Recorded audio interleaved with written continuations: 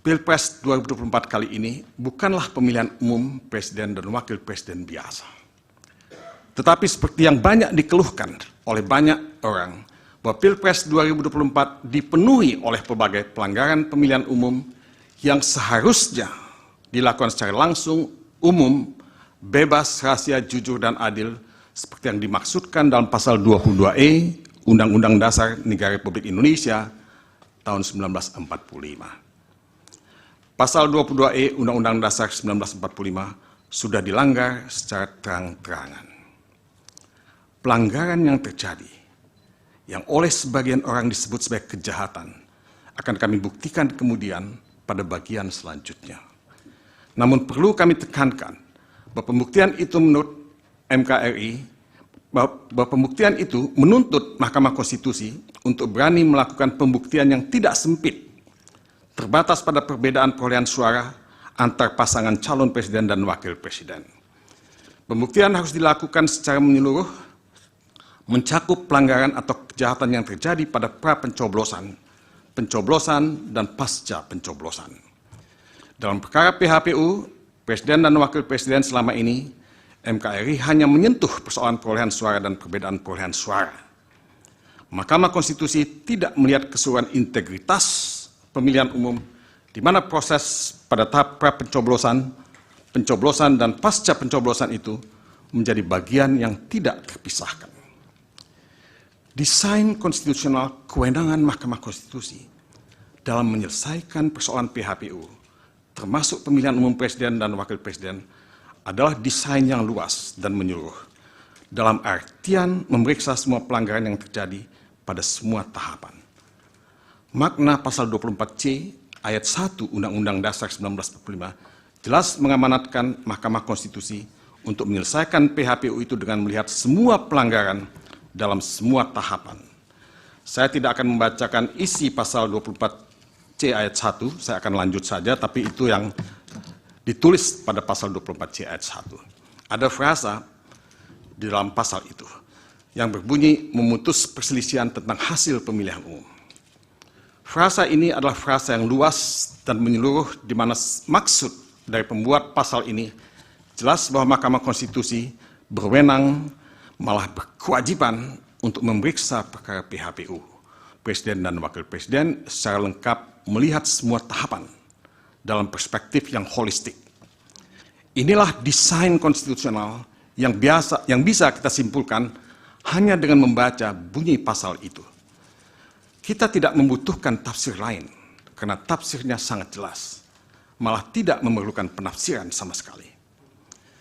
Kami memohon Mahkamah Konstitusi untuk keluar dari praktek penyelesaian sengketa PHPU, presiden dan wakil presiden yang sempit, yang hanya memeriksa perolehan dan perbedaan suara para calon presiden dan wakil presiden.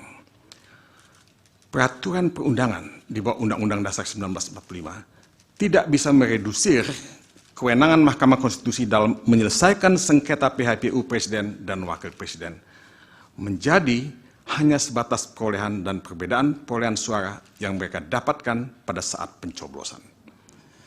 Kalau Mahkamah Konstitusi tetap memeriksa persoalan sengketa PHPU presiden dan wakil presiden sebatas perolehan dan perbedaan suara semata, maka Mahkamah Konstitusi dapat dikatakan telah melanggar pasal 24C ayat 1 Undang-Undang Dasar 1945. Mahkamah Konstitusi tidak saja memilih berada dalam zona nyaman karena tidak menggunakan kewenangannya, tapi sekaligus Mahkamah Konstitusi ikut melanggar pelaksanaan asas pemilihan umum yang langsung, umum, bebas, rahasia, jujur, dan adil. Jadi Majelis Hakim Mahkamah Konstitusi yang mulia memiliki beban sebagai the guardian of the constitutions, untuk menjaga terselenggaranya pemilihan umum yang berintegritas, dalam artian langsung, umum, bebas, rahasia, jujur, dan adil.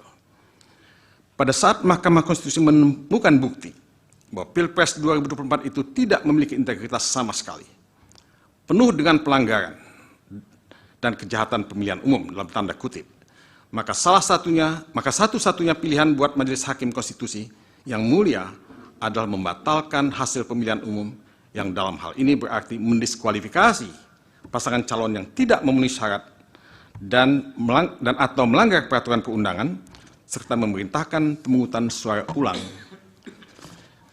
Inilah putusan konstitusional, putusan yang sesuai dengan hukum dan keadilan. Majelis Hakim yang kami muliakan, Mahkamah Konstitusi lahir sebagai anak kandung reformasi yang dimaksudkan untuk menjaga konstitusi. Karena itu dia disebut sebagai the guardian of the Constitution. Dan untuk mencegah terulangnya pelanggaran konstitusi yang dilakukan pada zaman pemerintahan Orde Baru. Mahkamah Konstitusi karenanya memiliki tempat dan peran sangat strategis dalam kehidupan berbangsa dan bernegara. Sebelum reformasi, tidak ada Mahkamah Konstitusi. Yang ada adalah Mahkamah Agung. Tetapi sejarah membuktikan bahwa Mahkamah Agung pada waktu itu telah dibajak oleh pemerintah. Seorang ilmuwan yang bernama Sebastian Pompe, yang mempelajari mengenai Mahkamah Agung untuk disertasi doktoralnya, menyimpulkan bahwa Mahkamah Agung telah dirobohkan. Disertasinya berjudul The Collapse of the Supreme Court. Mahkamah Agung roboh karena dirobohkan oleh kekuasaan dan dirobohkan juga oleh kondisi internal yang inkompeten dan korup. Pada awal reformasi, reputasi Mahkamah Agung sudah jatuh ke titik nadir. Mahkamah Konstitusi didirikan antara lain untuk mengisi kekosongan dalam mengawal konstitusi. Karena itu Mahkamah Konstitusi disebut sebagai the guardian of the Constitution. Masyarakat menaruh harapan sangat tinggi terhadap Mahkamah Konstitusi. Dalam 10 tahun pertama Mahkamah Konstitusi mendapatkan trust dari masyarakat bahwa Mahkamah Konstitusi akan mampu mengawal perjalanan bangsa, menegakkan supremasi hukum dan demokrasi, hak asasi manusia, pluralisme, dan keadilan. Akan tetapi, Mahkamah Konstitusi secara bertahap mengalami kemunduran. Bukan saja karena putusan-putusan yang mencederai rasa keadilan, tetapi juga karena korupsi yang melibatkan hakim konstitusi termasuk ketuanya Akil Mukhtar. Puncak dirobohnya dan hancurnya kredibilitas dan integritas Mahkamah Konstitusi terjadi ketika putusan Mahkamah Konstitusi nomor 90 dilahirkan, di mana nepotisme dan kolusi tampil secara telanjang di depan mata kita. Di mana seorang paman yang menjabat sebagai ketua Mahkamah Konstitusi berhasil melahirkan putusan yang melanggar hukum dan etika, memberikan karpet merah kepada keponakannya, Gibran Rakabuming Raka, untuk menjadi calon wakil presiden dari Prabowo Subianto. Tidak berlebihan kalau disebutkan bahwa Mahkamah Konstitusi telah berubah menjadi mahkamah yang memalukan, a same institution, seperti yang ditudingkan kepada Mahkamah Konstitusi di Belarus. Majelis Hakim yang kami muliakan, membaca putusan Majelis Kehormatan Mahkamah Konstitusi, selanjutnya disebut MKMK, nomor 02 tahun 2023, yang menyatakan bahwa semua hakim konstitusi terbukti melanggar etika, jelas sangat membuat semua kita sedih dan marah. Secara etika seharusnya mereka semua harus mengundurkan diri sebagai hakim konstitusi. Tetapi mereka tidak mundur dari posisi mereka karena pelbagai alasan. Dalam kaitan ini, patut ditambahkan pula bahwa Hakim Konstitusi Anwar Usman yang diberhentikan dari posisinya sebagai Ketua Mahkamah Konstitusi, sekarang malah mencoba merebut kembali posisinya sebagai Ketua Mahkamah Konstitusi melalui gugatan tata usaha negara ke Pengadilan Tata Usaha Negara. Kita semua hanya bisa mengelus dada sambil berbisik dalam hati, how low can you go? Bisa dipahami kalau Mahkamah Konstitusi terjebak dalam situasi yang sulit, karena menjadi bagian dari kekuasaan politik, menjadi alat politik. Mahkamah Konstitusi berada dalam situasi yang sangat sulit, karena hancurnya reputasi dan kepercayaan publik, karena demoralisasi yang melanda hati nurani mereka. Keadaan ini membuat mereka malu dan terhina sebagai bengawan hukum yang seharusnya dilihat sebagai the guardian of the Constitution.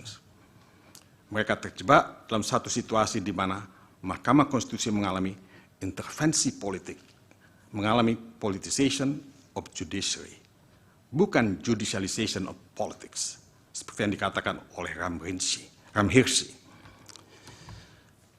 Tugas Mahkamah Konstitusi sekarang adalah berebut kembali wibawa dan harga dirinya setelah dihancurkan oleh kekuasaan dan oleh demoralisasi dalam tubuh para hakim konstitusi. Mahkamah Konstitusi mesti bangkit, mesti melawan, mesti kembali memanggul konstitusi sebagaimana yang diamanatkan oleh Undang-Undang Dasar 1945 dan Undang-Undang Nomor 24 Tahun 2003 tentang Mahkamah Konstitusi sebagaimana terakhir kali diubah melalui Undang-Undang Nomor 7 Tahun 2020. Sekaranglah waktu untuk Mahkamah Konstitusi merebut kembali wibawa dan harga dirinya yang sama, yang sirna. Sekaranglah waktu Mahkamah Konstitusi menunjukkan kepada rakyat bahwa Mahkamah Konstitusi berhasil merebut kembali peran dan reputasinya sebagai Mahkamah Konstitusi yang sesungguhnya, a truly constitutional court. Bukan mahkamah keluarga, bukan mahkamah kalkulator, bukan perpanjangan tangan kekuasaan, dan bukan a same institution. Majelis Hakim yang kami muliakan. Rakyat negeri ini adalah rakyat yang mendambakan negara hukum dan demokrasi. Pancasila dan pembukaan Undang-Undang Dasar 1945 berikut batang tubuhnya menjadi dokumen bersejarah bahwa bangsa ini didirikan dengan tujuan memiliki supremasi hukum dengan semangat equality dan non-discriminatory. Kami percaya bahwa rakyat mendambakan Mahkamah Konstitusi yang menjaga konstitusi dan berani membuat putusan yang responsif terhadap suara-suara rakyat yang digelorakan maupun yang diucapkan di dalam bisikan. Dalam kaitannya dengan petitum yang tadi kami ucapkan lebih awal, maka Mahkamah Konstitusi harus berani membuat putusan mendiskualifikasi Prabowo Subianto dan Gibran Rakabuming Raka sebagai pasangan calon presiden dan wakil presiden peserta pemilihan umum presiden dan wakil presiden tahun 2024 dengan nomor urut 2. Karena pelanggaran hukum dan etika dalam proses pendaftaran yang dilakukan melalui putusan MK nomor 90 dan penerimaan serta penetapan pasangan calon nomor urut 2 oleh termohon ketika peraturan Komisi Pemilihan Umum nomor 19 tahun 2003 tentang pencalonan peserta pemilihan umum presiden dan wakil presiden masih belum diubah sama sekali. Di sini telah terjadi manipulasi hukum yang dilakukan baik oleh Mahkamah Konstitusi maupun termohon yang tanpa memperhatikan peraturan perundangan secara serta-merta memperlakukan putusan Mahkamah Konstitusi nomor 90 secara sewenang-wenang atau arbitrary. Mari kita baca pemikiran dari advokat Yusril Issa Mahendra. Dua hakim yang setuju dengan alasan berbeda atau concurring opinion jika diteliti lagi, maka jawabannya adalah menolak atau dissenting opinion. Sehingga lanjutnya ada 6 hakim yang dissenting opinion terhadap aturan dan hanya 3 orang hakim setuju. Di sini saya bilang terjadi penyeludupan hukum. Ini diucapkan oleh advokat Yusril Issa Mahendra. Meskipun analisis dari advokat Yusril Issa Mahendra berbeda dengan analisis pemohon di dalam permohonan ini, di mana pemohon dalam pokok perkara akan menjelaskan bahwa putusan Mahkamah Konstitusi nomor 90 merupakan plurality decision. Karena suara mayoritas hakim terbelah dan karenanya perluasan makna pasal 169 huruf Q Undang-Undang nomor 7 tahun 2017 tentang pemilihan umum sebagaimana diubah melalui peraturan pemerintah pengganti Undang-Undang nomor 1 tahun 2022 harus dilihat pada lingkup yang paling sempit, yaitu sepanjang syarat usia 40 tahun atau berpengalaman sebagai gubernur. Namun kami menyetujui apa yang dikatakan oleh advokat Yusril Issa Mahendra, bahwa terdapat penyeludupan hukum yang secara terang-terangan dilakukan di muka publik tanpa rasa malu. Lebih jauh, putusan Mahkamah Konstitusi nomor 90 telah secara nyata disebut sebagai putusan yang dibuat oleh Hakim MK RI yang melakukan pelanggaran berat prinsip ketidakberpihakan dan telah mencoreng reputasi Mahkamah Konstitusi. Putusan MK nomor 02 MK L/11/2023 menyatakan bahwa berkenaan dengan pelanggaran kode etik dan perilaku hakim yang telah terbukti dilakukan oleh hakim terlapor, Majelis Kehormatan menilai bahwa perbuatan yang dilakukannya adalah penyimpangan yang melenceng jauh dari koridor lurus yang ditetapkan oleh Sabta Karsa Utama sebagai rambu-rambunya. Perbuatannya yang ikut serta mengadili dan memutus perkara dengan potensi benturan kepentingan dan kemudian putusan dimaksud memberi keuntungan kepada kerabatnya merupakan pelanggaran berat prinsip ketidakberpihakan. Perilakunya pun telah mencoreng reputasi Mahkamah Konstitusi yang digadang-gadang memiliki citra sebagai institusi. Imbasnya, pelanggaran yang dilakukan hakim terlapor pun membuat pudar kepercayaan publik kepada MK. Padahal dalam waktu dekat MK dihadapkan oleh persoalan maha dahsyat untuk menyelesaikan persoalan perselisihan hasil pemilihan umum yang syarat dengan kepentingan politik. Termohon sebagai penyelenggara pemilu memperburuk pelanggaran hukum yang terjadi ketika menerima dan menetapkan pasangan calon nomor urut 2. Padahal PKPU nomor 19 belum sama sekali diubah. Rezim PKPU nomor 19 tahun 2023 masih mensyaratkan usia 40 tahun untuk dipenuhi oleh calon presiden dan wakil presiden. Ironisnya, termohon merasa tidak perlu mengubah PKPU nomor 19 tahun 2023 terlebih dahulu untuk menerima dan menetapkan pasangan calon nomor urut 2. Termohon dengan demikian secara sengaja, by intention, melanggar ketentuan perundang-undangan dengan telanjang. Jadi pendaftaran pasangan calon nomor urut 2 harus dikatakan mengandung cacat juridis dan harus dibatalkan atau voidable. Bisa dimengerti kalau para komisioner termohon dilaporkan ke Dewan Kehormatan Penyelenggara Pemilu atau DKPP. Dan DKPP pun telah menyatakan termohon melanggar etika dan memberikan peringatan keras tertulis kepada Ketua KPU Hashim Asyari. Saya tidak membacakan apa yang ditulis oleh DKPP. Tapi itu diberikan peringatan keras terakhir.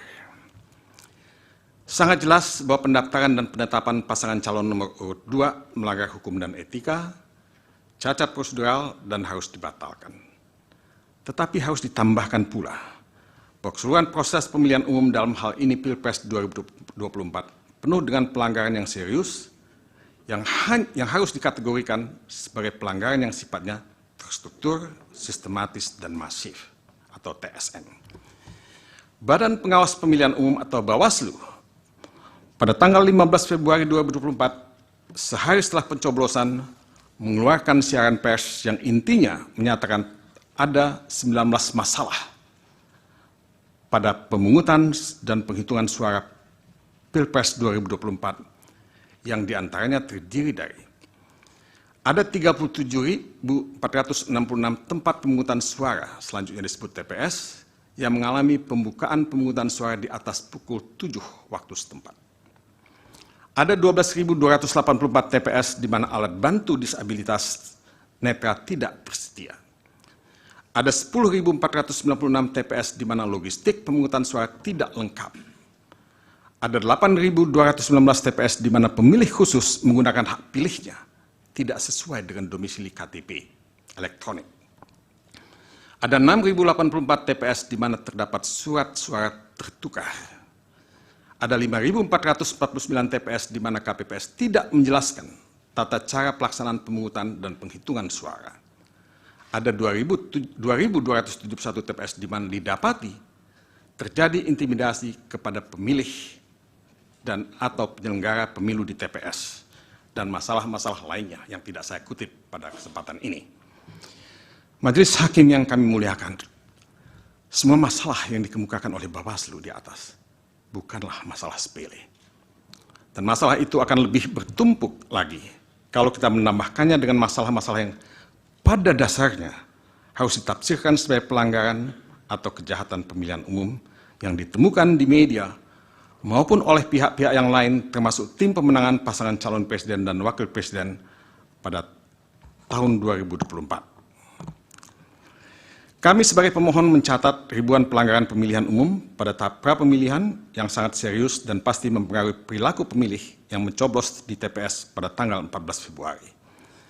Pelanggaran yang terjadi mencakup intervensi kekuasaan, ketidaknetralan aparat penegak hukum, aparat sipil negara atau ASN, maupun kepala desa, politisasi bantuan sosial, blackmail campaign, dan pelanggaran-pelanggaran lainnya yang seluruhnya bersumber dari satu hal, adanya nepotisme yang dilakukan oleh Presiden Joko Widodo yang kemudian melahirkan abuse of power terkoordinasi guna memenangkan pasangan calon nomor urut 2 dalam satu putaran.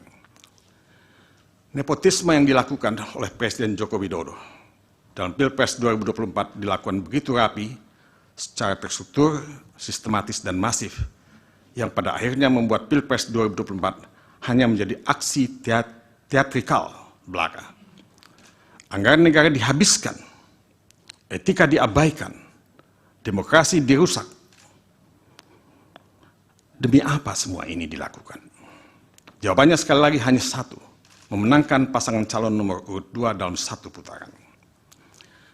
Ketika semua pelanggaran tadi ditambah dengan jumlah pelanggaran yang dicatat oleh pemantau pemilu, termasuk masyarakat sipil atau civil society, maka akan terang benderang di mata kita semua bahwa Pilpres 2024 ini adalah pemilihan umum terburuk sepanjang sejarah pemilihan umum kita.